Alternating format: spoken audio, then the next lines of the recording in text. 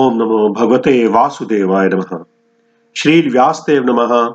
श्रीमद् भागवतम नमः। प्रथम स्कंध अध्याय 12 सम्राट परीक्षित का जन्म। इसमें आप 8 कथाएं सुनेंगे। महाराज युधिष्ठिर का पूर्ण प्रशासन, गर्भ में परीक्षित को भगवान के दर्शन, जन्म के समय ग्रहों का प्रभाव, दैवी आत्मरक्षा, भगवत गीता के नायक अर्जुन, केवल कृष्ण भावना भावित नेता ही सक्षम, एक बच्चे को भी भगवत दर्शन के लिए शिक्षा दी जा सकती है, एवं कृष्ण को प्रसन्न करने से पाप नष्ट होते हैं। शौनक मुनि ने कहा, महाराज परीक्षित के माता उत्तरा का गर्भ अश्वत्थामा द्वारा छोड़े गए अत्यंत भयंकर तथा अजेय ब्रह्मास्त्र द्वारा विनिष्ट कर दिया गया, लेकिन परमेश्वर ने महाराज परीक्षित को बचा लिया। अत्यंत बुद्धिमान तथा महान भक्त महाराज परीक्षित उस गर्भ से कैसे उत्पन्न हुए, उनकी मृत्यु किस तरह हुई और मृत्यु के बाद उन्होंने कौन सी गति प्राप्त की, हम सभी अत्यंत आदर पूर्वक उनके अर्थात महाराज परीक्षित के विषय में सुनना चाहते हैं, जिन्हें शुकदेव गोस्वामी ने दिव्य ज्ञान प्रदान किया। कृपया हमें इस विषय में बताएं। श्री सूत गोस्वामी ने कहा, सम्राट युधिष्ठिर ने अपने राज्य काल में सबों के ऊपर उदारता पूर्वक शासन चलाया। वे उनके पिता तुल्य ही थे। उन्हें कोई व्यक्तिगत आकांक्षा ना थी और भगवान श्री कृष्ण के चरण कमलों की निरंतर सेवा करते रहने के कारण वे सभी प्रकार की इंद्रिय तृप्ति से विरक्त थे। महाराज युधिष्ठिर की सांसारिक उपलब्धियों, सदगति प्राप्त करने के लिए किए जाने वाले यज्ञों, उनकी महारानी, उनके पराक्रमी भाइयों, उनके विस्तृत भूभाग, पृथ्वी ग्रह पर उनका सार्वभौम अधिपत्य तथा उनकी ख्याति आदि के समाचार स्वर्ग लोक तक पहुंच गए। हे ब्राह्मणों, राजा का ऐश्वर्य इतना मोहक था कि स्वर्ग के निवासी भी उसकी आकांक्षा करने लगे थे, लेकिन चूंकि वे भगवान की सेवा में तल्लीन रहते थे, अतएव उन्हें भगवान की सेवा के अतिरिक्त कुछ भी तुष्ट नहीं कर सकता था।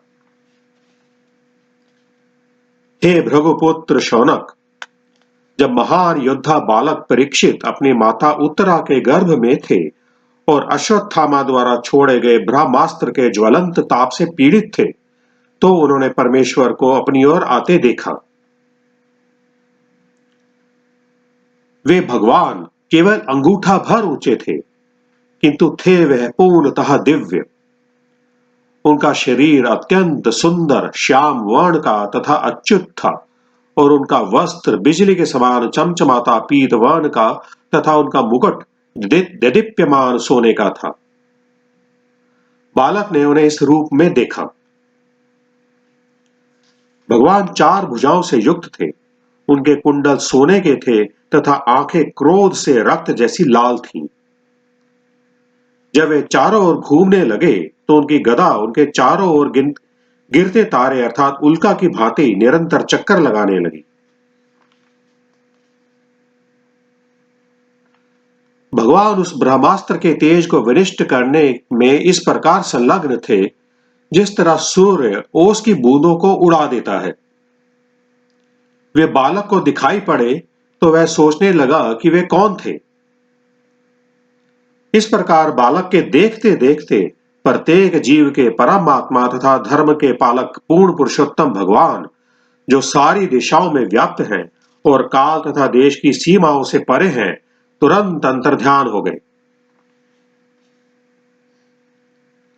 तत्पश्चात जब क्रमशः सारी राशि तथा नक्षत्रों से शुभ लक्षण प्रकट हो आए, तब पांडु के उत्तराधिकारी ने जन्म लिया, जो पराक्रम में उन्हीं के समान होगा। महाराज परीक्षित के जन्म से अत्यंत संतुष्ट हुए राजा युधिष्ठिर ने जात संस्कार करवाया। धौम्य, कृप इत्यादि विद्वान ब्राह्मणों ने शुभ स्तोत्रों का पाठ किया।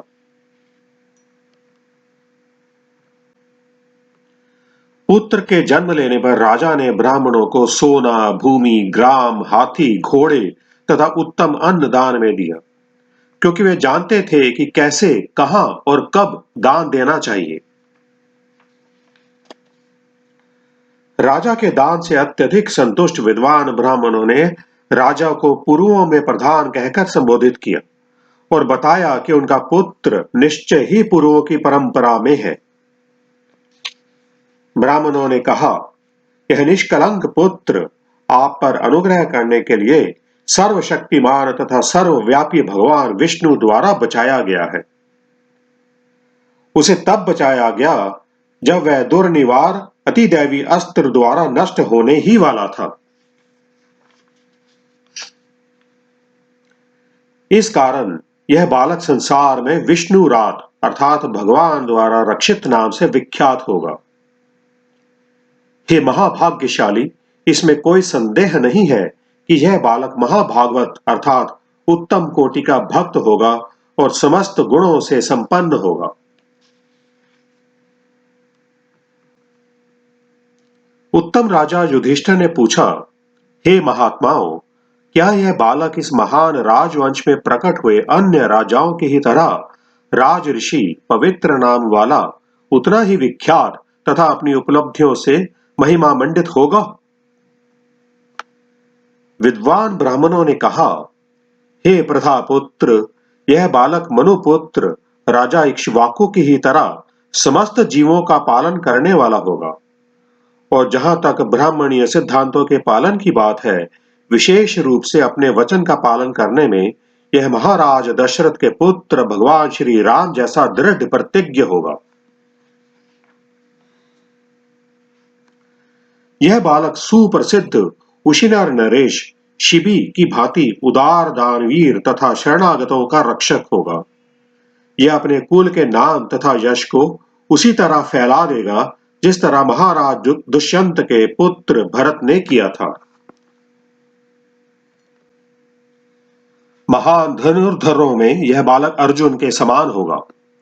यह अग्निदेव के समान दुर्निवार तथा समुद्र की भांति दुर्लंघ्य होगा। यह बालक सिंह के समान बलशाली तथा हिमालय की भांति आश्रय प्रदान करने वाला होगा। यह पृथ्वी के समान क्षमावान तथा अपने माता पिता के समान सहिष्णु होगा। यह बालक मन की समता में अपने पितामह युधिष्ठिर या फिर ब्रह्मा के समान होगा। दानशीलता में यह कैलाशपति शिव के समान होगा। यह देवी लक्ष्मी के भी आश्रय भगवान नारायण के समान सबों को आश्रय देने वाला होगा। यह बालक भगवान श्री कृष्ण के चरण चिन्हों का पालन करते हुए उन्हीं के समान होगा। उदारता में यह राजा रंती देव के समान तथा धर्म में यह महाराज ययाति की भांति होगा।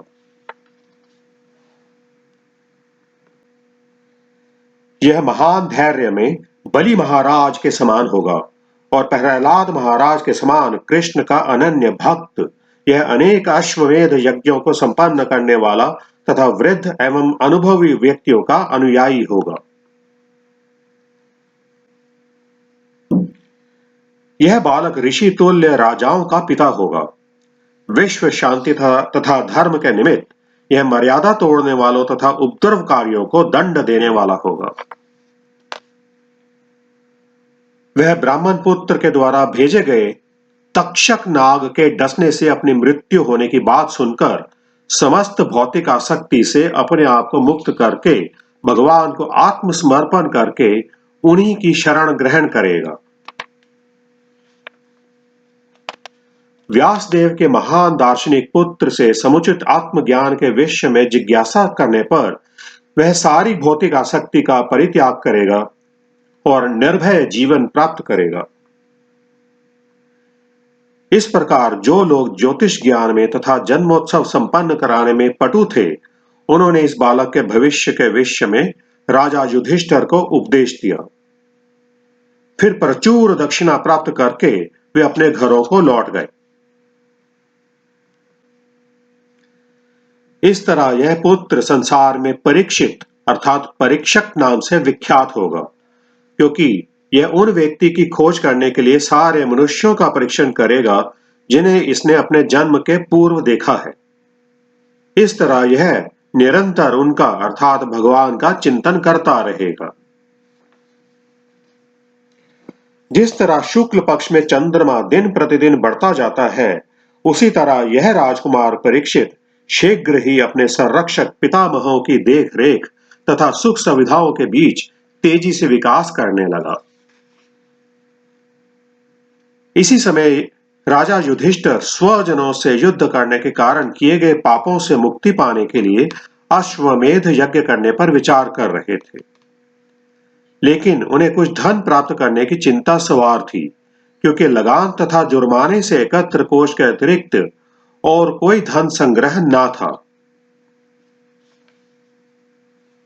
राजा की हार्दिक इच्छाओं को जानकर उसके भाइयों ने अच्युत भगवान श्री कृष्ण की प्रेरणा अनुसार उत्तर दिशा से राजा मरुत द्वारा छोड़ा गया प्रचुर धन एकत्र किया। उस धन से राजा 3 अश्वमेध यज्ञों के लिए सामग्री उपलब्ध कर सके। कुरुक्षेत्र के युद्ध के बाद अत्यंत भयभीत पुण्यात्मा राजा युधिष्ठिर ने इस प्रकार भगवान हरि को प्रसन्न किया।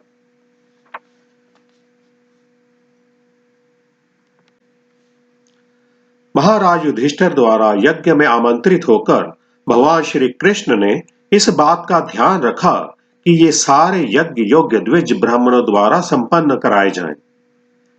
तत्पश्चात संबंधियों की प्रसन्नता के लिए भगवान वहां कुछ एक मास रहते रहे।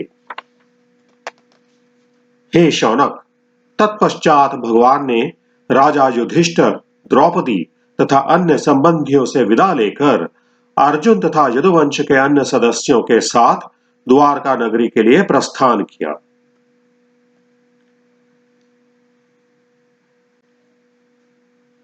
श्रीमद् भागवतम के प्रथम स्कंद के अंतर्गत सम्राट परीक्षित का जन्म नामक 12वें अध्याय को कोटि कोटि नमन। हरे कृष्ण कृष्ण कृष्ण हरे हरे, हरे राम राम राम हरे हरे।